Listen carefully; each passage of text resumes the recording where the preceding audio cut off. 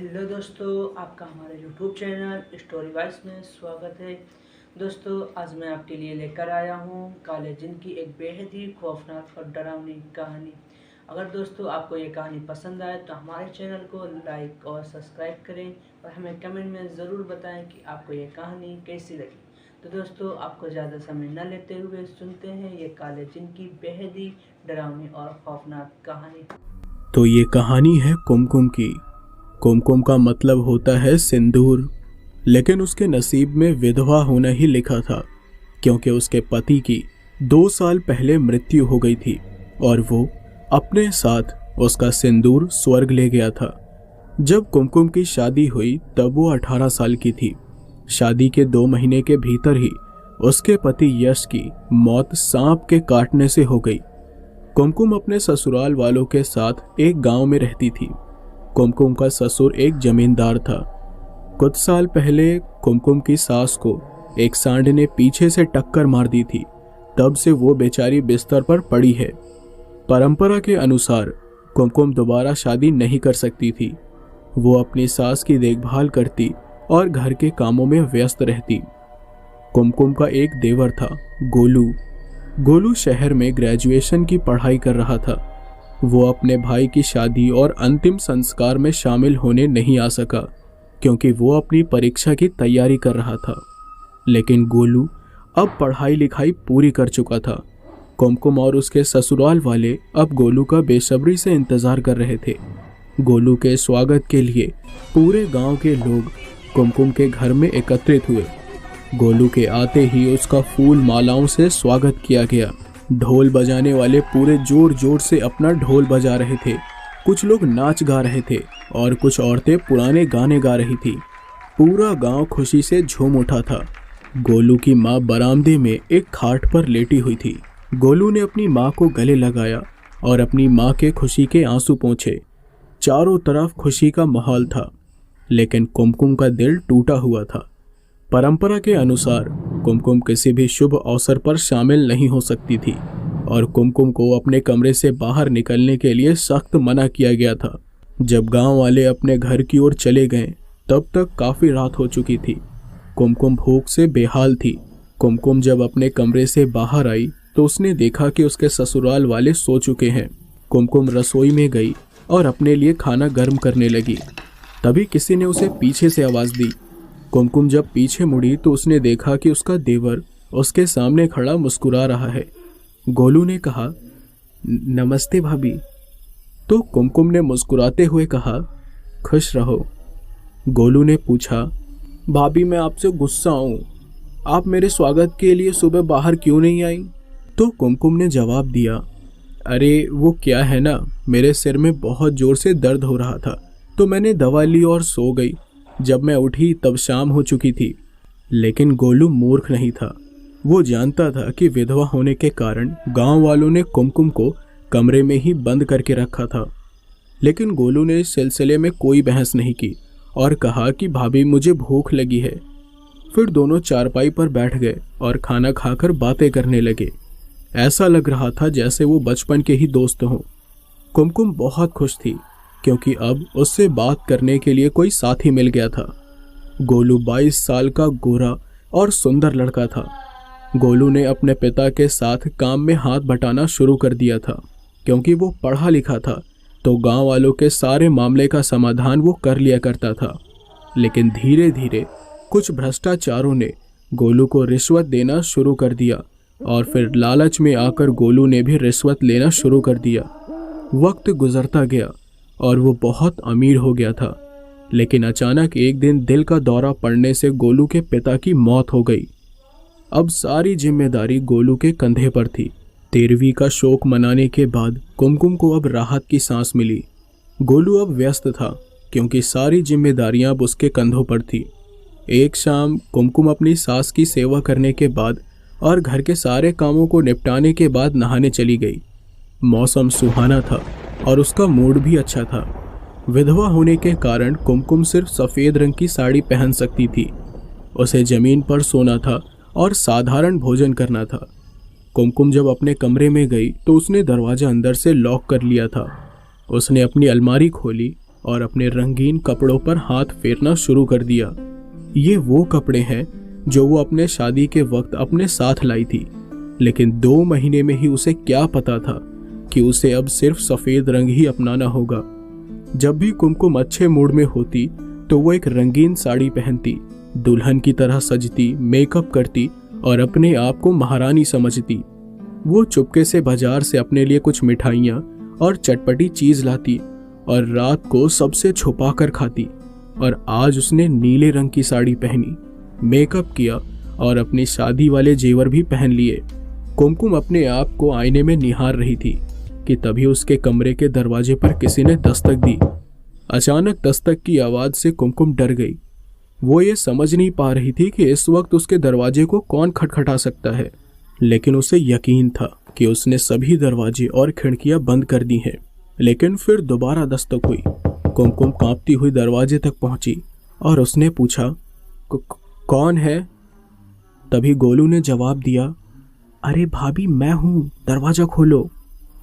ये सुनकर कुमकुम ने राहत की सांस ली और दरवाजा खोल दिया।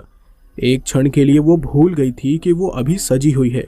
गोलू उसे देखकर चौंक गया। पहले तो उसे लगा कि वो किसी और को देख रहा है, लेकिन फिर उसे एहसास हुआ कि वो उसकी भाभी थी। कुमकुम दुल्हन की तरह लग रही थी और गोलू उससे नजरें भी नहीं हटा पा रहा था। जब कुमकुम को समझ आया कि वो पकड़ी गई तो वो भी डर गई। उसने सहमती हुई आवाज में पूछा, क्या बात है? तो गोलू ने कहा, अरे भाभी, मेरा सर बहुत ज़्यादा दर्द कर रहा है, क्या आप मुझे दवा दे देंगी? कुमकुम ड्रेसिंग टेबल के पास गई और ड्रॉर में से टैबलेट की एक पट्टी निकाल कर ले आई। गोलू चुपचाप उसे देख रहा था। कुमकुम ने दवा गोलू के हाथ में दिया और कहा, आज रात को एक गोली खाकर सो जाना, सुबह तक तुम ठीक हो जाओगे। गोलू दवा लेकर चला गया। कुमकुम अपने बिस्तर पर बैठकर गहरी सोच में डूबी हुई थी। कुमकुम जानती थी कि गोलू इस बारे में किसी को कुछ नहीं कहेगा, लेकिन वो घबरा रही थी कि अगर गोलू ने उससे कुछ पूछा तो वो क्या जवाब देगी। कुमकुम ने गोलू के पास जाकर अपनी व्यथा बताने के बारे में सोचा। हालांकि देर रात हो चुकी थी और किसी के कमरे में जाने का ये बिल्कुल भी सही समय नहीं था। कुमकुम का डर सच निकला। सुबह जब उसने गोलू को नाश्ता परोसा तब गोलू ने प्यार से कहा, भाभी, मैं समझ सकता हूँ कि आप अकेलापन महसूस करती हैं। आपको अपना जीवन अपनी शर्तों पर जीने का अधिकार है। मैं जानता हूँ कि गांव वाले किसी विधवा के पुनर्विवाह को मंजूरी नहीं देते। मैं तुम्हें शहर ले जा सकता हूँ और एक अच्छे व्यक्ति से तुम्हारी शादी करा सकता हूँ। तो कुमकुम ने जवाब दिया, अरे देवर जी, मैं भाग्यशाली हूँ कि मुझे तुम्हारे जैसा देवर मिला। हाँ, मैं अकेला महसूस करती हूँ, लेकिन मैं स्वार्थी नहीं हूँ। मैं तुम्हारी माँ को इस हालत में छोड़कर और बाकी जिम्मेदारियों से भाग नहीं सकती। ऐसा जीवन जीना तो अब मेरी किस्मत में ही है और मैंने इसे अब स्वीकार कर भी लिया है। ये सुनकर गोलू ने कुछ नहीं कहा और चुपचाप नाश्ता करने लगा। पूरा दिन गोलू अपने काम पर ध्यान नहीं दे पाता क्योंकि उसका ध्यान कुमकुम पर था। वो जवान और खूबसूरत थी। उस रात उसे दुल्हन की तरह सजी धजी देखकर वो कुमकुम के बारे में सोचना बंद ही नहीं कर सका। वो उसे खुश देखना चाहता था। अगले दिन जब गोलू बरामदे में आया तो उसने कुमकुम को बेचैनी से टहलते हुए देखा। तो गोलू ने पूछा, क्या हुआ भाभी? तो कुमकुम ने कहा, ये एक विधवा का भाग्य है। आखिर मैं भी एक इंसान हूँ, मेरी भी कुछ इच्छाएं हैं, लेकिन मैं इन परंपराओं की वजह से अपनी उन इच्छाओं को भी पूरा नहीं कर सकती। तो गोलू ने कहा, बताइए ना भाभी, आपकी कौन सी इच्छा अधूरी है? तो कुमकुम ने कहा, मुझे मीठा खाने का मन कर रहा है। ये सुनकर गोलू हंसा और बोला, बस इतना ही? अरे बताओ, आप कौन सी मिठाई खाना चाहोगी आप? मैं अभी दुकान पर जाऊंगा और तुम्हारे लिए उसे लेकर आऊंगा। तो कुमकुम ने अपनी भारी और दर्द भरी आवाज में कहा, आपकी चिंता के लिए धन्यवाद, लेकिन मुझे मिठाइयाँ चखने से मना किया गया है। तो गोलू गुस्से में बोला, क्या बकवास है भाभी, पीढ़ियाँ बदल गई हैं, अब पुरानी परंपराओं की परवाह किसे है? समय के साथ खुद को आधुनिक तौर तरीकों के अनुरूप ढालना चाहिए भाभी। तो कुमकुम ने मुस्कुराते हुए कहा, मैं खुशनसीब हूँ कि मुझे आपके जैसा देवर मिला। ये सुनकर गोलू मुस्कुराया और बोला, तो अपना आदेश दो और मैं उसे जरूर पूरा करूँगा भाभी। तो कुमकुम ने कहा, तो देवर जी मुझे जलेबियाँ खानी है। थोड़ी देर के बाद जब उसकी सास सो गई तो कुमकुम ने मेन गेट चेक किया और सारी लाइटें बंद कर दी। रात का वक्त था। जैसे ही वो अपने कमरे में दाखिल हुई तो गोलू ने उसे पीछे से आवाज़ दी, भाभी मैंने आपके लिए कुछ खरीदा है। कुमकुम ने उसे अंदर आने को कहा। गोलू के हाथ में भूरे रंग का कागज का थैला था। गोलू ने उसे कुमकुम को दे दिया। कुमकुम ने पैकेट खोला और गर्म जलेबियां देखकर खुश हो गई। उसने खुशी से गोलू की ओर देखा। उसका खिला हुआ चेहरा देखकर गोलू खुश हो गया। वो दोनों कालीन पर बैठ गए और मिठाइयों का आनंद लेने लगे। कुमकुम ने उंगलियां चाट कर कहा, सच में देवर जी बहुत लजीज जलेबियां हैं ये। गोलू मुस्कुराया और अपनी हथेली चाटने लगा क्योंकि मीठी चाशनी उसकी उंगलियों से टपक रही थी। जब वे जलेबियां खा चुके तो गोलू ने कहा, भाभी जब भी तुम्हें कुछ खाना हो तो मुझसे मांग लेना, आपको समझौता करने की कोई ज़रूरत नहीं है। आइए अब ध्यान से अपने चिपचिपे हाथ धो लीजिए। कुमकुम ने तौलिए से हाथ पोंछे तो उसे आंगन में किसी की दो चमकती हुई आंखें दिखी। ये देख कुमकुम डर गई। इससे पहले कि वो चीख पाती, गोलू ने उसके मुंह पर हाथ रख दिया। गोलू ने धीरे से कहा, अरे भाभी ये बिल्ली है। गोलू का दूसरा हाथ अपनी भाभी के कमर पर टिका हुआ था कि तभी उन्होंने एक कुत्ते के लगातार भौंकने की आवाज़ सुनी और बिल्ली अपने आप को बचाने के लिए इधर उधर भागने लगी। ये देखकर गोलू ने कहा, चलो चलते हैं भाभी। हालांकि वे अभी भी एक दूसरे के बहुत करीब थे, लेकिन तभी उन्होंने एक शराबी की आवाज़ सुनी जो कुत्तों पर चिल्ला रहा था। वो कह रहा था, क्या तू मुझे नहीं पहचानता साले कुत्ते? मैं इधर ही रहता हूँ। मुझे तू अकेला देख के भौंक रहा है साले, मैं तुझे छोड़ूंगा नहीं। ये सुनकर गोलू ने हंसते हुए कुमकुम से कहा, अरे भाभी लगता है कुत्ता शायद उस आदमी को सबक सिखा रहा है कि शराब पीना स्वास्थ्य के लिए हानिकारक है। कुमकुम ने अपना मुंह ढक लिया और हंसने लगी और गोलू भी हंसने लगा। वे तब और ज़्यादा हंसे जब शराबी कुत्ते को गालियां देता रहा जब तक कि कोई आकर उस आदमी को दूर नहीं ले गया। अचानक से फिर वहां से एकदम सन्नाटा छा गया। जैसे ही वे चलने वाले थे तो कुमकुम का पैर फिसल गया। वो गिरने ही वाली थी कि तभी गोलू ने कुमकुम को पकड़ लिया, लेकिन कुमकुम के हाथ उसकी टी शर्ट को खींच रहे थे। उनकी निगाहें एक दूसरे पर टिकी हुई थी। रात की हवा चली और गोलू ने उसकी कमर पकड़ ली। कुमकुम ने अपनी आंखें बंद कर ली और तभी गोलू झुका और धीरे से उन्होंने अपने होंठ आपस में मिला लिए।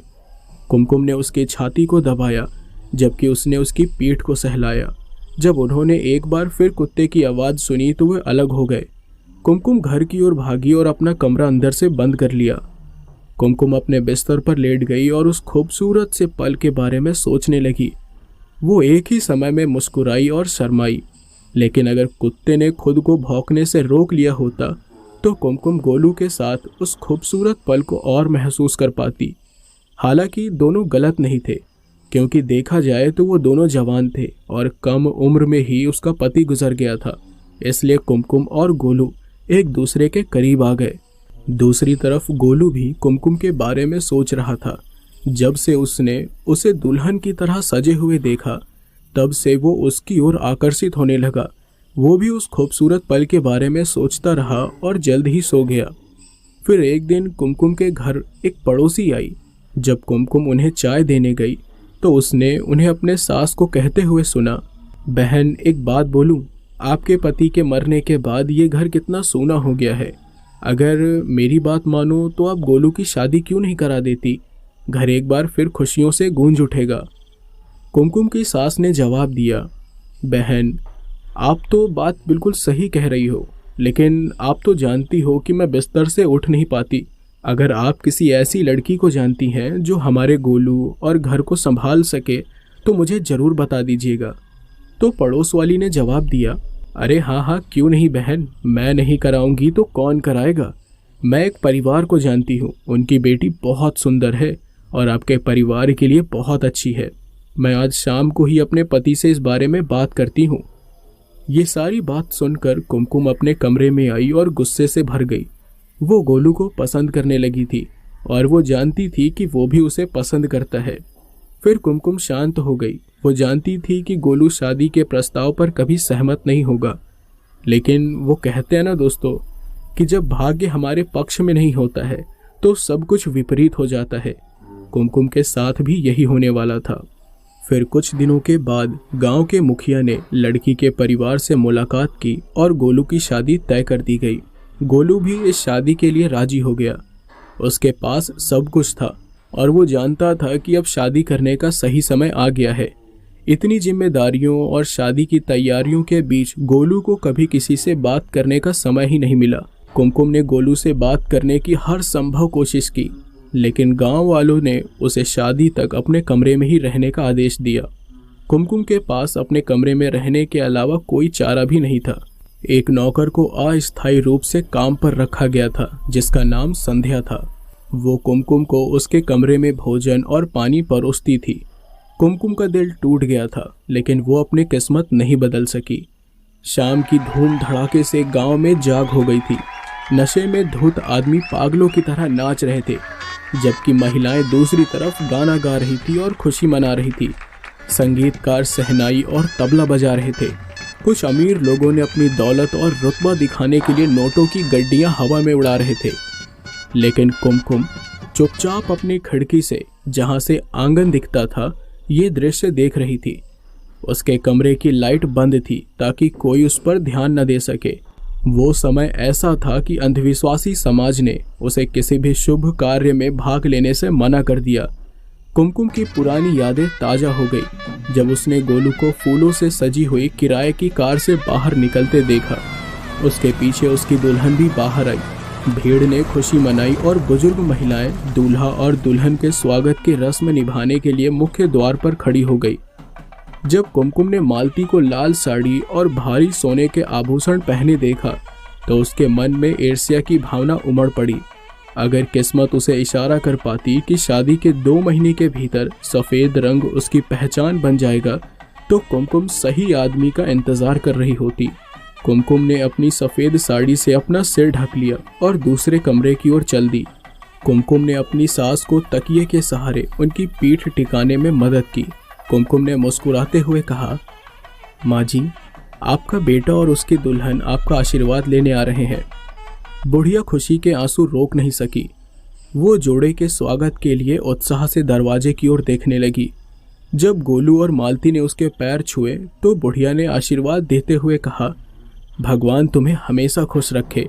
लेकिन तभी रिश्तेदारों में से एक ने कुमकुम को एक तरफ खींच लिया और डांटते हुए कहा, तुम कितनी बेशरम औरत हो। क्या तुम जोड़े को आशीर्वाद देने के लिए सुबह तक का इंतजार नहीं कर सकती थी? देखना, अब हमें नुकसान की भरपाई करनी होगी। यहाँ से चली जाओ। कुमकुम के जितने भी रिश्तेदार थे कुमकुम को हिकारत की नज़र से देखते थे। वे ऐसे पीछे हटे मानो वो अछूत हो। किसी ने चिल्लाकर कहा कि बुरी नज़र से बचने के लिए नींबू और हरी मिर्च ले आओ। 1 हफ्ते के बाद रिश्तेदार चले गए तो गोलू और मालती हनीमून पर चले गए। कुमकुम की सास ने कहा, जब मालती वापस आएगी तो तुम उसे जिम्मेदारियां सौंप देना बहू, और अब मालती को काम करने दो तुम। कुमकुम कुछ नहीं बोली, लेकिन वो अंदर से गुस्से में थी। वो मालती को कोई अधिकार नहीं देना चाहती थी, लेकिन परंपरा के अनुसार जब मालती अपने हनीमून से आई तो चाबियां उसे दे दी गई और तभी मालती की जिंदगी खतरे में पड़ गई। या यूँ कहें कि उन तीनों की जिंदगी में एक तूफान आने वाला था। कुमकुम को जलन हो रही थी क्योंकि गोलू अब उस पर ध्यान नहीं दे रहा था। मालती बेहद खूबसूरत थी और गोलू उससे प्यार करता था, लेकिन मालती लापरवाह भी थी। वो हर रोज़ अनजाने में कुछ न कुछ गलतियां कर बैठती थी। कभी वो खाने में बहुत ज़्यादा नमक मिला देती थी, कभी वो रात में बरामदे की लाइट बंद करना भूल जाती थी, और कभी वो सुबह देर से उठती थी। और एक दिन मालती ने तो अपनी सारी हदें पार कर दी। वो मेन गेट पर ताला लगाना भूल गई। सुबह सभी लोग उठे तो देखा कि किसी ने गोदाम से किराने का सामान ही लूट लिया है। कुमकुम की सास मालती की लापरवाही पर नाराज थी। उसने मालती को कुमकुम को चाबी सौंपने का आदेश दिया। रात को जब गोलू घर लौटा तो उसने मालती को रोते देखा और ये देखकर वो आश्चर्यचकित रह गया। गोलू ने पूछा, क्या हुआ मालती, तुम क्यों रो रही हो? तब मालती ने सारी घटना बताई और कहा कि सारा अधिकार कुमकुम को वापस दे दिया गया है। तो गोलू ने उसे दिलासा देते हुए कहा, अरे पागल, तुम रो मत। एक बार जब तुम यहाँ के तौर तरीके समझ जाओगी तो सब कुछ ठीक हो जाएगा। अगले दिन गोलू और मालती फिल्म देखने के लिए शहर से बाहर जाते हैं। कुमकुम रसोई में थी कि तभी किसी ने भिक्षा मांगते हुए गेट खटखटाया। कुमकुम ने देखा कि ये तो कोई तांत्रिक था। कुमकुम ने उसे फल दिए तो वो तांत्रिक उसे देखता है और उसके अतीत के बारे में बताता है। वो कुमकुम को शाम को अपनी झोपड़ी में मिलने के लिए कहता है। जब गोलू और मालती घर लौटे तो कुमकुम ने उन्हें बताया कि वो कुछ किराने का सामान खरीदने के लिए बाजार जा रही है। कुमकुम ने अपना चेहरा इस तरह ढक लिया था कि कोई उसे पहचान न सके। 15 मिनट में कुमकुम तांत्रिक की झोपड़ी पर पहुंच जाती है। तांत्रिक नदी के पास एक सुनसान जगह पर रह रहा था। जब कुमकुम उस कुटिया में दाखिल हुई तो कमरा अगरबत्तियों के धुएं के बादलों से भर गया था। कमरा गुलाब की खुशबू से महक रहा था और तांत्रिक जमीन पर बैठकर साधना कर रहा था। कुमकुम उसके सामने बैठ गई। थोड़ी देर के बाद उस तांत्रिक ने आंखें खोली और कहा, मुझे पता था कि तुम जरूर आओगी। और ये बोलकर उसने एक शैतानी मुस्कान हंसी। तो कुमकुम ने कहा कि आपको मेरे अतीत के बारे में कैसे पता? इस पर उस तांत्रिक ने कहा, मैं तुम्हारे अतीत के बारे में नहीं बल्कि तुम्हारे मन में क्या चल रहा है वो सब कुछ जानता हूँ। मुझे पता है कि तुम अपने देवर को पसंद करती हो और तुम चाहती हो कि किसी भी तरह मालती तुम्हारे रास्ते से हट जाए और तुम्हारा देवर तुम्हारे पास वापस आ जाए। ये सुनकर कुमकुम चौंक गई और बोली, मैं किसी को रास्ते से हटाना नहीं चाहती। मैं तो बस इतना चाहती हूँ कि गोलू मेरी तरफ आकर्षित हो जाए, क्योंकि मुझे कभी भी प्यार का अनुभव नहीं मिला। मुझे क्या पता था कि मेरी शादी के कुछ ही महीने के बाद मेरा पति गुजर जाएगा और मुझे इस तरह की बेकार जिंदगी जीनी पड़ेगी। तो तांत्रिक ने कहा, तुम चिंता मत करो, मैं तुम्हें एक ऐसी साधना के बारे में बताता हूँ जिससे तुम्हारी ये सारी इच्छाएं पूरी हो जाएंगी और तुम जैसा जीवन जीना चाहती हो जी सकोगी। तो इस पर कुमकुम ने कहा, ठीक है, तो बताइए कौन सी ऐसी साधना है जिसे करने के बाद मैं फिर से खुशहाल जिंदगी जी सकती हूँ? तो तांत्रिक ने कहा, काला जिन्न की साधना। इससे तुम जो चाहो करा सकती हो और ये साधना तुमको अपने छत पर करनी है, जो कि केवल 11 दिनों की होगी। इस साधना में तुम्हें मेरे दिए हुए मंत्र का जाप करना है और इस दौरान तुम्हें बहुत डरावनी चीज़ें महसूस होंगी, लेकिन तुम्हें डरना नहीं है।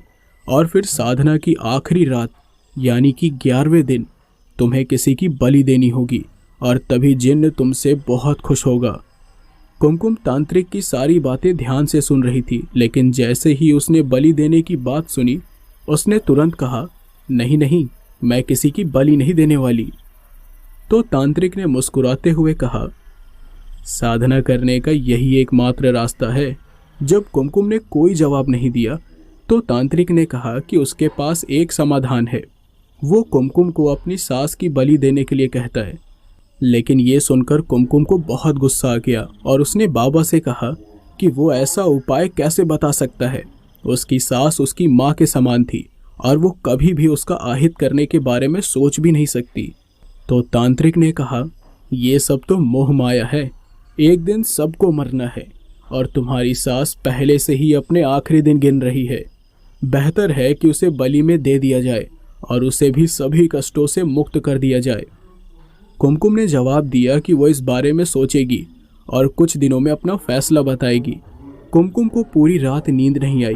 वो गोलू का प्यार जीतना चाहती थी, लेकिन किसी की जिंदगी खराब करने की कीमत पर नहीं। तब उसने सोचा कि तांत्रिक की सलाह गलत नहीं थी। कुमकुम अब असमंजस में थी और करवटें बदलती रही। वो जल्द ही सो गई और देखते ही देखते 1 हफ्ता बीत गया और कुमकुम बाबा के पास नहीं गई। उसने सोचा कि जब शादी उसके भाग्य में ही नहीं है तो चंद दिनों की मौज मस्ती के लिए किसी की जिंदगी बर्बाद करने का क्या मतलब। लेकिन फिर एक दिन ऐसा हुआ जो कुमकुम ने कभी सोचा भी नहीं था। एक दिन अचानक उसकी सास गायब हो गई। उसकी सास को हर जगह ढूंढा गया, लेकिन वो कहीं भी नहीं मिली। गोलू भी बहुत परेशान हो गया और कुमकुम तो मानो बिल्कुल पागल सी हो गई थी और ऐसे चक्कर में वो बीमार भी पड़ गई। कुमकुम बहुत ही ज़्यादा गहरे सदमे में चली गई। उसके घर में एक नौकरानी थी जिसका नाम संध्या था। वही कुमकुम का ध्यान रखती थी और कुमकुम को इस सदमे से बाहर आने में करीब 1 महीना लग गया। लेकिन इन 1 महीनों में बहुत कुछ बदल गया। तुलसी का पौधा पूरी तरह से सूख गया था और उसके साथ ही मालती का व्यवहार भी बदल गया। बुढ़िया के मरते ही मालती ने कुमकुम से चाबी छीन ली और अब मालती का व्यवहार भी बहुत ज़्यादा बदल गया। वो ऐसा बिहेव करती जैसे वो पूरे गांव की रानी हो। लेकिन एक बात हैरान कर देने वाली ये थी कि बुढ़िया के मरने के बाद मालती को किसी भी चीज़ का दुख नहीं था। वो जब चाहे घर से बाहर चली जाती थी। गोलू देर से घर आता था और मालती उससे झगड़ा करती थी, जिसके चलते गोलू अपनी माँ के कमरे में सोने लगा और कुमकुम को भी कुछ अजीब सा महसूस होने लगा। कभी पौधे खिल जाते तो कभी सूख जाते, कभी घर में गुलाब की खुशबू आती तो कभी ठंडी हवा आती। कभी कभी आधी रात में कुमकुम अचानक उठ जाती और उसे बहुत जोर की ठंड लगने लगती।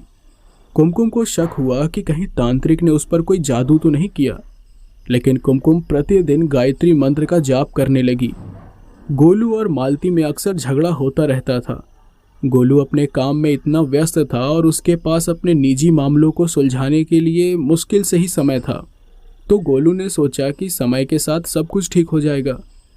लेकिन एक दिन रात के करीब 9 बजे उसकी नौकरानी संध्या घर का सारा काम करके अपने कमरे में सोने जा रही थी, तो उसने मालती के कमरे से कुछ अजीब सी आवाज़ सुनी। मालती के कमरे का दरवाज़ा बंद था और वो अकेले ही सोती थी। तो संध्या ने सोचा कि ये भाभी के कमरे से कैसी आवाज़ आ रही है।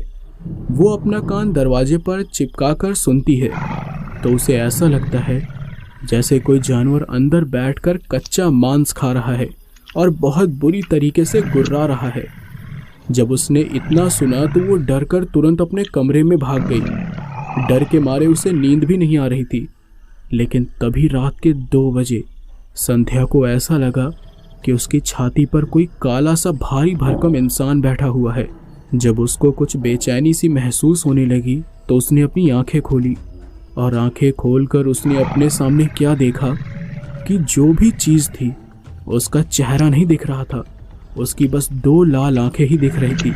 वो अपने शरीर को हिलाना चाह रही थी, लेकिन ऐसा लगा जैसे उसका पूरा शरीर जम सा गया हो। लेकिन तभी उस डरावनी चीज़ ने अपनी लंबी जीभ बाहर निकाली और संध्या के पूरे चेहरे को चाटते हुए एक अजीब सी आवाज़ निकाली। संध्या ने डर के मारे अपनी आंखें बंद कर ली और जब आंख खोली तो देखा कि कोई भी नहीं था। वो भागते हुए तुरंत कुमकुम के कमरे का दरवाज़ा खटखटाने लगी। कुमकुम ने जब दरवाज़ा खोला तो देखा कि संध्या काफ़ी डरी हुई थी। लेकिन संध्या ने कुमकुम को कुछ भी नहीं बताया और कहा कि भाभी, मुझे बहुत डर लग रहा है, इसलिए आज मैं आपके कमरे में सोना चाहती हूँ। कुमकुम ने भी ज़्यादा सवाल जवाब नहीं किया और उसे अपने कमरे में सोने दिया। दूसरे दिन जब मालती अपने कमरे से निकली तो उसका चेहरा बहुत अजीब सा लग रहा था। उसकी आंखों के नीचे काले घेरे बने हुए थे। कुमकुम ने मालती से पूछा, क्या हुआ मालती, तुम्हारी तबीयत ठीक नहीं है क्या? लेकिन मालती ने बड़े अजीब तरीके से जवाब देते हुए कहा, अपने काम से काम रखो, समझी? इतना बोलकर वो आंगन में चली गई। इधर गोलू भी तैयार होकर अपने काम पर निकल गया। थोड़ी देर के बाद कुमकुम बाहर आंगन में कपड़े धुल रही थी तो उसने देखा कि मालती हवा में ही किसी से बात कर रही है। कुमकुम ने जब ये देखा तो उसे बड़ा अजीब लगा कि मालती हवा में किससे बात कर रही है। लेकिन उसने इस पर ज़्यादा ध्यान नहीं दिया और अपना काम करने लगी। लेकिन थोड़ी देर के बाद मालती जब पलटी तो गुस्से से कुमकुम को घूरती रही। वो ऐसे देख रही थी जैसे उसे पता चल गया था कि वो जिससे भी बात कर रही थी उसने उसे देख लिया हो। इसके बाद वो अपने कमरे में चली गई। मालती या तो बाहर रहती या कमरे में बंद हो जाती। मालती को जब भी भूख लगती तो वो संध्या से अपने कमरे में खाना परोसने को कहती थी। फिर उसी रात जब कुमकुम मालती के कमरे से गुजर रही थी तो उसने भी वही आवाज़ सुनी, जैसे कोई जानवर गुर्रा रहा हो और साथ ही मालती के करहाने की भी आवाज़ आ रही थी। कुमकुम को ये आवाज़ बड़ी अजीब लगी तो तुरंत कुमकुम ने मालती का दरवाज़ा खटखटाया। लेकिन जैसे ही उसने दरवाज़ा खटखटाया वो सारी आवाज़ बिल्कुल शांत हो गई। काफ़ी देर तक दरवाजे के बाहर कुमकुम खड़ी रही, लेकिन जब उसने देखा कि कोई भी आवाज़ नहीं आ रही है और ना ही मालती बाहर आ रही है, तो वो चुपचाप अपने कमरे में चली गई। इधर गोलू अपने माँ के कमरे में बेचैन लेटा हुआ था। कुमकुम ने जब उसका दरवाज़ा खटखटाया तो गोलू ने तुरंत दरवाज़ा खोल दिया। जब गोलू ने दरवाज़ा खोला तो सामने कुमकुम थी। तो कुमकुम ने कहा, अरे देवर जी, आप अभी तक सोए नहीं? तो गोलू बोलता है, हाँ भाभी, मुझे नींद नहीं आ रही। तभी गोलू ने कहा, अरे भाभी, आप बाहर क्यों खड़ी हैं? आइए, अंदर आइए। फिर दोनों बिस्तर पर बैठकर बातें करने लगते हैं। गोलू बहुत परेशान लगता है तो कुमकुम बोलती है, क्या हुआ गोलू, तुम इतने परेशान क्यों हो? तो गोलू बोलता है, अरे भाभी, अब क्या बताऊं मैं। जब मालती घर आई थी तो मुझसे बहुत प्यार करती थी, लेकिन माँ के गायब होने के बाद उसने अपने साथ रहने और सोने से मना कर दिया है और बस मुझसे लड़ाई झगड़ा करती रहती है। अरे मेरा भी मन करता है कि मैं भी आम पति पत्नी की तरह अपनी बीवी के साथ वक्त गुजारूं और प्यार करूं। ये बोलकर वो कुमकुम के हाथ पर हाथ रख देता है। इसके बाद धीरे धीरे वो दोनों एक दूसरे के बहुत ज़्यादा करीब आ जाते हैं और कुमकुम भी अपने आप को रोक नहीं पाती। इसके बाद दोनों हमबिस्तर हो जाते हैं। थोड़ी देर के बाद कुमकुम शर्माते हुए अपने कमरे में चली जाती है और दोनों चैन की नींद सो जाते हैं। दूसरे दिन गोलू नाश्ता करके अपने काम पर चला जाता है। वो दिन भी गुजर जाता है, लेकिन शाम होने के बाद भी गोलू कुमकुम को नहीं दिखाई देता। तो कुमकुम संध्या से पूछती है, संध्या, गोलू भैया ने खाना खा लिया?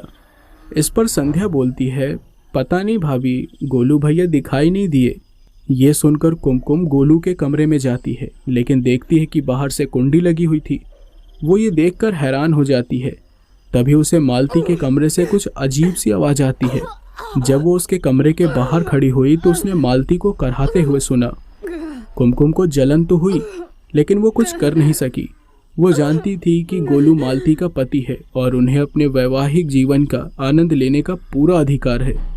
लेकिन कुमकुम ये भी सोचती है कि कल तो गोलू ने ये कहा था कि 2 महीने से गोलू मालती के पास नहीं सोया है और वो उससे झगड़ा करती रहती है। कुमकुम को लगा कि शायद गोलू उसके साथ केवल वक्त गुजारने के लिए ऐसी बातें कर रहा था। कुमकुम को बहुत गुस्सा आया और वो बिना खाना खाए अपने कमरे में सोने चली गई। लेकिन अगली सुबह जब कुमकुम उठी तो उसने देखा बाहर गेट पर गोलू था। ये देखकर कुमकुम चौंक गई। उसने सोचा, गोलू तो अभी आया है, तो कल रात मालती के कमरे में कौन था? उसने गोलू से पूछा, अरे गोलू, तुम इतनी सुबह कहाँ गए थे?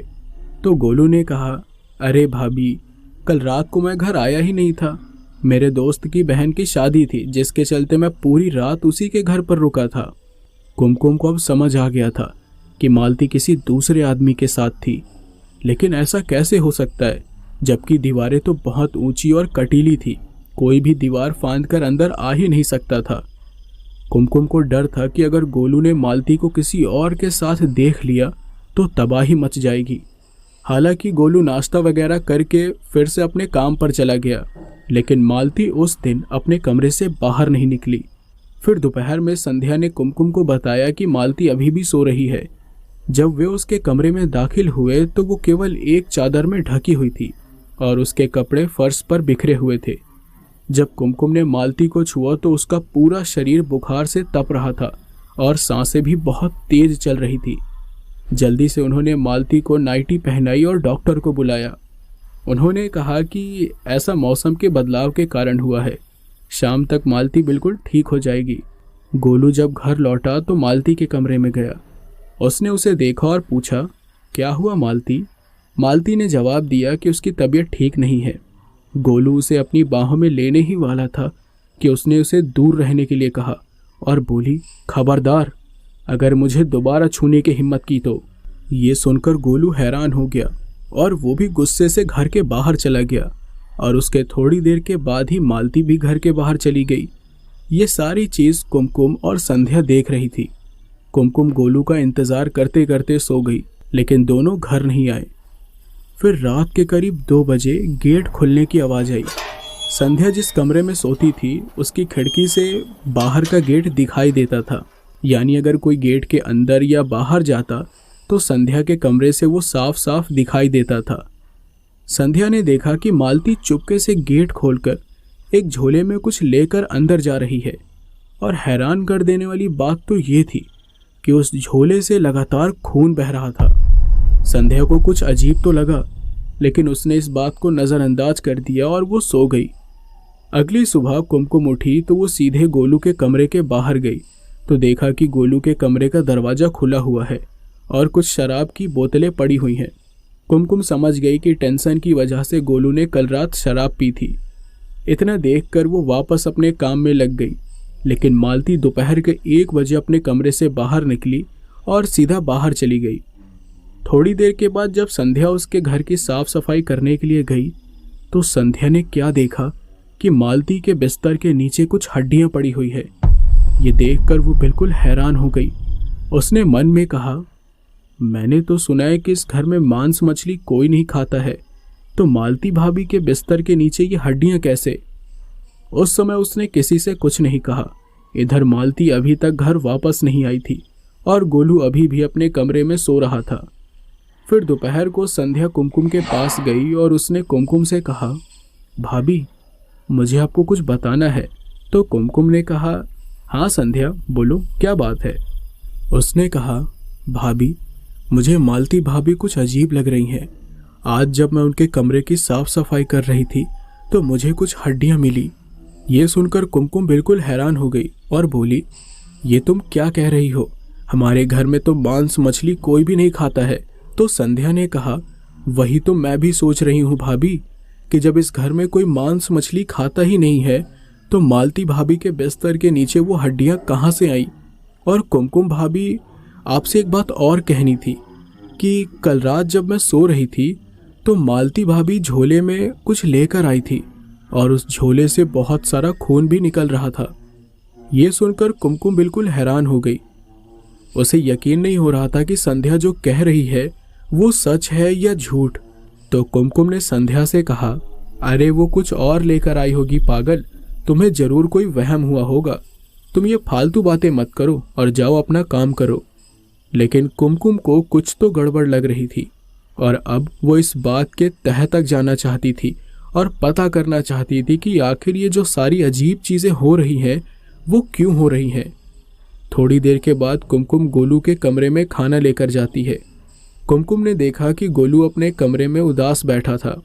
जब उसने उससे पूछा कि क्या हुआ तो गोलू ने जवाब दिया कि लोग उससे अच्छी खबर के बारे में पूछ रहे हैं। उसके दोस्तों ने उसका मजाक उड़ाना शुरू कर दिया है। लेकिन कुमकुम सारी बातें जानती थी, लेकिन फिर भी उसने गोलू को दिलासा दिया और उसके कमरे से बाहर चली गई। कुमकुम ने मन में सोचा कि आज रात वो पता लगाएगी कि आखिर मालती के कमरे से ये अजीब आवाज़ क्यों आती है। देखते ही देखते रात हो गई। रात के करीब 11 बजे कुमकुम चुपके से मालती के कमरे के बाहर खड़ी हुई थी कि तभी उसे वही डरावनी आवाज़ आने लगी, जैसे कोई जानवर गुर्रा रहा है और वो किसी चीज़ को खा रहा है। मालती के कमरे में एक खिड़की भी थी, लेकिन वो खिड़की बंद थी। लेकिन अच्छी बात तो ये थी कि उस खिड़की की कांच थोड़ी सी टूटी हुई थी, जिससे थोड़ा बहुत उस कमरे में अंदर क्या हो रहा है वो देखा जा सकता था। कुमकुम अपनी एक आंख बंद करके उस टूटे हुए कांच के छेद से देखने लगी, लेकिन कुमकुम ने उस छेद से जो देखा उसे अपनी आंखों पर यकीन ही नहीं हो रहा था। उसने देखा कि एक लंबा आदमी जो कि पूरा काला था और उसके सिर्फ 2 लाल आंखें ही दिख रही थी और उसके सिर पर 2 सींग थी। वो काला साया मालती के शरीर में प्रवेश करता है और झोले में से कटा हुआ इंसानी हाथ निकालकर मालती उसे खाने लगती है। ये देखकर मानो कुमकुम को उल्टी सी होने लगी और उसे डर भी लग रहा था कि तभी अचानक मालती पलटी और कच्चे मांस को चबाते हुए एक अजीब सी हंसी हंसने लगी। ये देखकर कुमकुम के रोंगटे खड़े हो गए और वो डर कर सीधा अपने कमरे में भाग गई और अंदर से दरवाजा बंद कर लिया। डर के मारे वो पूरी रात सो नहीं पाई। उसे अपनी आंखों पर यकीन नहीं हो रहा था कि उसने आज की रात कितना भयानक मंजर देखा। दोस्तों, आप भी सोच रहे होंगे कि आखिर ये सब कैसे हुआ, तो चलिए मैं आपको अतीत में लेकर चलता हूँ कि आखिर इसके पीछे का रहस्य क्या है। दरअसल हुआ यूं कि जब कुमकुम तांत्रिक से मिलने उसकी कुटिया में पहुंची तो मालती भी उसके पीछे पीछे चल पड़ी। वो देख नहीं पाई कि कमरे के अंदर क्या हो रहा है, लेकिन उसने पूरी बात सुनी। और जब कुमकुम चली गई तो मालती तांत्रिक से मिलने गई।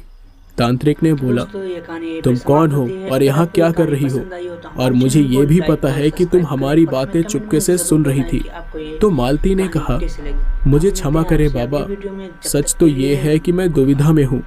कुमकुम मेरी जेठानी है और मैं उससे छुटकारा पाना चाहती हूँ, और कुमकुम की वजह से मेरी सास और मेरा पति मेरी इज्जत नहीं करते। कृपया मेरी मदद करिए।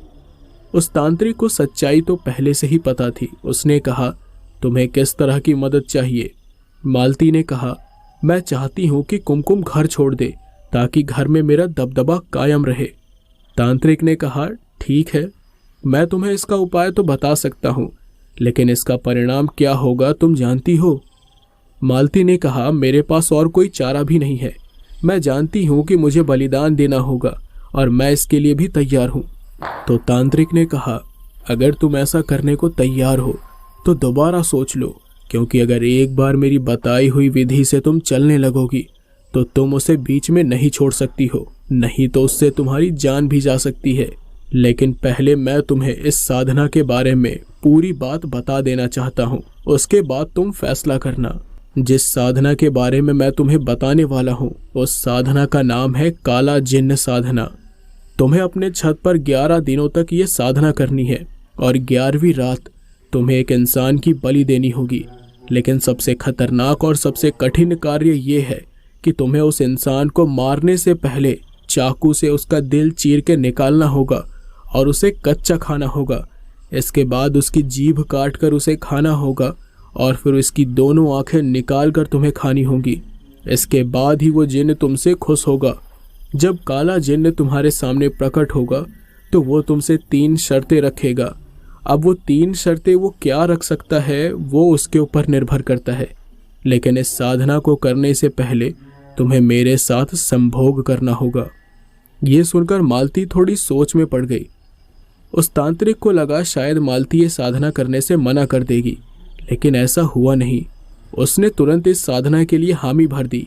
मालती कुमकुम को घर से निकालने के लिए इतनी बेचैन थी कि वो तांत्रिक की बात मानने को तैयार हो गई, और उसके अगले ही दिन से मालती ने वो साधना शुरू कर दी। वो रात को सबके सो जाने के बाद चुपके से छत पर जाती और जैसा उस तांत्रिक ने बताया वैसे ही वो साधना करने लगी।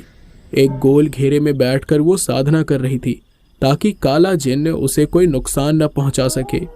जब वो साधना कर रही थी तो उसे बड़ी अजीब और डरावनी आवाजें सुनाई देती थी। उसे ऐसा लगता जैसे कोई बच्चा हंस रहा है और छत के चारों तरफ कोई भाग रहा है। मालती काफी डरी हुई थी, लेकिन उसने फिर भी साधना करना नहीं छोड़ा। लेकिन 11वीं रात उसने अपनी सास के खाने में नशे की गोलियां मिला दी, जिसको खाने के बाद उसकी सास बेहोश हो गई। साधना करके जब बलि देने की बारी आई तो उस समय मालती के चेहरे पर हैवानियत बिल्कुल साफ दिखाई दे रही थी। वो जलन और गुस्से में इतनी अंधी हो गई थी कि वो क्या करने जा रही है वो खुद नहीं समझ पा रही थी। उसने अपने बगल में रखे हुए एक तेज धार चाकू को उठाया और अपनी सास के छाती में उसे घोंप कर उसका दिल बाहर निकाल लिया। वो बेचारी बूढ़ी औरत तड़पती रही और चिल्लाती रही। इसके बाद उसने उस बूढ़ी औरत की जीभ काटी और उसे भी कच्चा खा गई, और फिर आखिर में उसने उसकी दोनों आंखें निकाल ली और उसे भी खा गई। ये सारी चीज करने के बाद उसने तुरंत उस बूढ़ी औरत की गर्दन काटी और एक कटोरे में उसका गरम गरम खून भर लिया। कटोरे में खून भर जाने के बाद उसने एक ही घूंट में सारा खून पी लिया। तभी उसके सामने धुआं सा उठने लगा और इस धुएं में एक लंबी सी काली परछाई दिखाई दी। वो कोई और नहीं बल्कि काला जिन्न था। ये देख मालती की हालत खराब हो गई, लेकिन फिर भी उसने अपने डर को काबू करते हुए उसके सामने खड़ी हो गई। जिन्न के सामने मालती ने बुढ़िया की लाश रख दी और देखते ही देखते वो जिन्न कुछ ही सेकंड में उस पूरी लाश को सफा चटका देता है। इसके बाद वो कहता है, मैं तुमसे बहुत खुश हुआ, बोलो तुम क्या चाहती हो? तो मालती ने कहा, मैं अपनी जेठानी से पीछा छुड़ाना चाहती हूँ और मेरा दबदबा पूरे घर पर बना रहे। तो जिन्न बोलता है, ठीक है, मैं तुम्हारी ये सारी इच्छाएं पूरी कर सकता हूँ, लेकिन इसके लिए तुम्हें मेरी शर्तें माननी पड़ेंगी। तो मालती बोलती है, मुझे तुम्हारी सारी शर्तें मंजूर है। इसके बाद वो अपनी 3 शर्तें बताता है। पहली शर्त ये है कि जब मैं तुम्हारे साथ चाहूँ हम बिस्तर हो सकता हूँ। दूसरी शर्त ये है कि तुम अपने पति के करीब कभी भी नहीं जाओगी जब तक मैं ना कहूँ। और तीसरी शर्त ये है कि जो भी तुम्हारा पहला बच्चा होगा तुम उसे मुझे दोगी, तभी मैं तुम्हें छोड़कर जाऊंगा। तीसरी शर्त सुनने के बाद मालती हैरान हो गई, लेकिन फिर भी उसने हाँ कह दिया। तो दोस्तों, आपको पता चल गया होगा कि आखिर मालती अपने पति के पास क्यों नहीं जाती थी और उसका स्वभाव ऐसा रूखा क्यों हो गया था। दोस्तों, आपके मन में एक और सवाल उमड़ रहा होगा कि आखिर मालती बाहर कहाँ जाती थी और इतनी देर तक बाहर कहाँ रुकती थी। तो चलिए आपको ये भी बता देता हूँ कि जिस काले जिन्न को मालती ने सिद्ध किया था वो कब्रिस्तान में स्थित एक इमली के पेड़ में रहता था। तो जब भी मालती घर से बाहर जाती तो वो जिन्न उसके शरीर में प्रवेश करके उस इमली के पेड़ पर उल्टा लटका रहता था। तो चलिए अब आते हैं वर्तमान में। कुमकुम ने जब वो डरावनी चीज देखी तो उसे अपनी आंखों पर विश्वास ही नहीं हो रहा था। और इधर वो जिन्न मालती से कहता है, मैं तुम्हें 1 हफ्ते के लिए तुम्हारे पति के साथ सोने की इजाजत देता हूँ। 1 हफ्ते के भीतर तुम्हें एक बच्चे को जन्म देना होगा और फिर अपने माता पिता के घर जाना होगा। एक बार बच्चा पैदा हो जाए तो मैं वापस आऊंगा और बच्चे को ले जाऊंगा। इसके बाद उस जिन्न ने गोलू को अपने वश में कर लिया और गोलू और मालती 3 दिन तक कमरे से बाहर नहीं निकले। ये देखकर कुमकुम को लगा कि शायद अब उन दोनों के बीच सब कुछ ठीक हो गया है। और 1 हफ्ते के बाद मालती अपने मायके चली गई। उसने कहा कि ये परंपरा के अनुसार ये मेरा पहला बच्चा है, इसलिए मैं अपने मायके जाऊंगी। वो अपने मायके चली गई और इधर गोलू, कुमकुम और संध्या, बस यही तीनों घर पर थे। लेकिन क्लाइमेक्स अब आता है जब वो काला जिन्न गोलू का रूप धारण करके संध्या के साथ हमबिस्तर होता है। वो संध्या से कहता है कि मैं तुम्हें बहुत सारे पैसे दूंगा। संध्या को लगता है कि ये गोलू है और पैसों की लालच में आकर वो उसके साथ हमबिस्तर हो जाती है। जिस कमरे में गोलू और संध्या हमबिस्तर हो रहे थे उसी के ठीक सामने एक आईना लगा हुआ था। जब संध्या की नजर आईने पर गई तो उसने देखा कि वो गोलू नहीं बल्कि वही काला जिन्न है जो उस रात उसके छाती पर बैठा हुआ था। जैसे ही जिन्न को पता चला कि संध्या को उसके बारे में पता चल चुका है, उसने तुरंत अपनी लंबी जीभ निकालकर संध्या के मुंह में डाल दिया और उसका दिल बाहर निकाल कर खा गया। बेचारी संध्या मदद के लिए किसी को बुला भी नहीं पाई और एक दर्दनाक मौत मारी गई। इसके बाद उस जिन्न ने उसके शरीर को न जाने क्या किया, किसी को नहीं पता चला। और अगली सुबह उसने संध्या का रूप धारण किया और कुमकुम और गोलू से कहा कि मेरी माँ की तबीयत बहुत खराब है, इसलिए मैं गांव जा रही हूँ और अब मैं अपनी माँ के पास ही रहूंगी। इतना बोलकर वो चली गई, लेकिन उन्हें ये नहीं पता था कि ये संध्या नहीं बल्कि जिन्न है। इसके बाद गोलू अपने काम पर चला गया और संध्या के जाने के बाद कुमकुम को अकेलापन महसूस होता, लेकिन फिर वो खुद को समझाती कि जल्द ही बच्चे की किलकारियां गूंजेंगी। धीरे धीरे समय बीतता गया और गोलू कभी कभी कुमकुम के साथ रात बिताता था। देखते देखते 9 महीने बीत गए। फिर डिलीवरी से 1 हफ्ते पहले गोलू मालती के घर चला गया। मालती ने एक लड़की को जन्म दिया। अगले दिन जब वो उठी तो उसके सामने वही काला जिन्न खड़ा था। मालती चौंक गई। इन 9 महीने में वो उसके बारे में पूरी तरह से भूल गई थी। जिन्न ने कहा, चिंता मत करो, तुम्हारा पति गहरी नींद में होने के कारण हमारी बातचीत नहीं सुन सकता। मैं बच्चे को लेने आया हूँ। ये सुनकर मालती रोने लगी और गिड़गिड़ाने लगी और कहने लगी, तुम जो चाहो मुझसे मांग लो, लेकिन मेरी बेटी को मुझसे मत छीनो। तो जिन्न ने कहा, तुम अपना वादा नहीं तोड़ सकती, नहीं तो मैं तुम्हारे परिवार के सभी सदस्यों को मार डालूंगा। इससे पहले कि मालती कुछ कर पाती, उस जिन्न ने बच्चे को पालने से उठाया और गायब हो गया। मालती चिल्लाई तो गोलू जाग गया। गोलू ने जब पालने में देखा तो उसकी बच्ची गायब थी। पूरा गांव अब बच्चे की तलाश कर रहा था।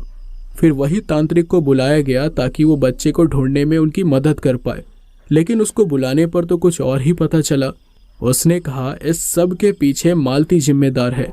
उसने एक काला जिन्न को बुलाया ताकि वो कुमकुम को घर से बाहर निकाल सके और घर पर राज कर सके। जैसा कि उसने उससे वादा किया था, वो जिन्न बच्चे को ले गया और अब वो बच्चा कभी भी वापस नहीं आएगा। ये सुनकर गोलू हैरान रह गया। उसने मालती को घृणा की दृष्टि से देखा और चला गया। कुमकुम ने जब गेट खोला तो गोलू की लाल आंखें और उदास चेहरा देखकर चौंक गई। कुमकुम ने पूछा, क्या हुआ गोलू? गोलू को सच बताने में बहुत शर्म आ रही थी, तो उसने कहा, तो दोस्तों, ये काले जिन की बेहद ही डरावनी और खौफनाक कहानी यही बस समाप्त होती है। अगर आपको ये कहानी पसंद आए तो हमारे चैनल को लाइक और सब्सक्राइब करें और हमें कमेंट में ज़रूर बताएं कि आपको ये कहानी कैसी लगी। तो दोस्तों, हम आपसे मिलते हैं अगली वीडियो में। जब तक के लिए गुड बाय।